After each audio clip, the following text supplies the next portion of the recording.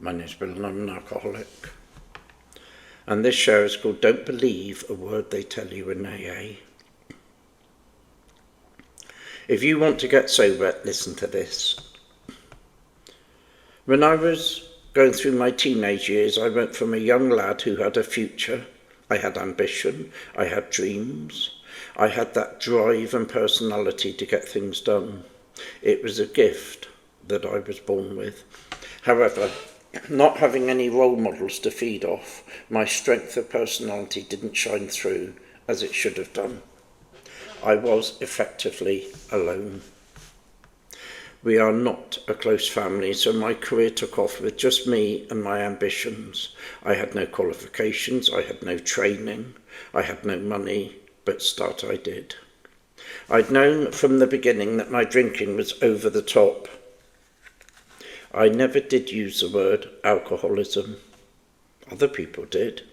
I just accepted that when I drank more than other people. And it didn't take long to see a pattern emerge, a pattern of lost friends, of arguments, of bad feelings, and of silly decisions.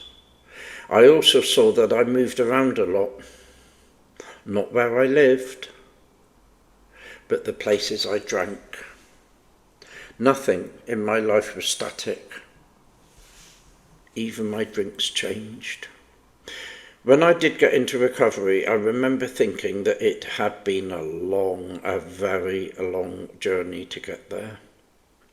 And I knew that I'd escaped death too many times for it to be down to pure coincidence.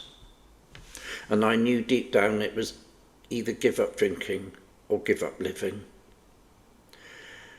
Alcoholics Anonymous became my saviour, and it was my saviour. But I wasn't the most wonderful student. I took what I wanted. I rebelled against authority in AA. I refused to do anything I should be doing in sobriety. And I did only what I wanted. I listened to the war stories, and it was nearly to be my undoing. Being a real alcoholic of our type, I took everyone's inventory. I did nothing about getting well, and as per usual, I thought that I knew best. I listened to what people said, and that was nearly my undoing, because everyone told me that if I didn't work the steps, I'd drink again. I didn't believe them, and even if it were true for everyone else, it wouldn't happen to me. And I started to do what I've been doing all my life,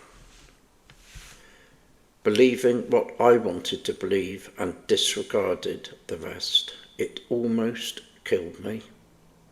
It would have been easier and safer to not believe a word I was told, because that way I didn't have to work out in my head what was the truth and what wasn't.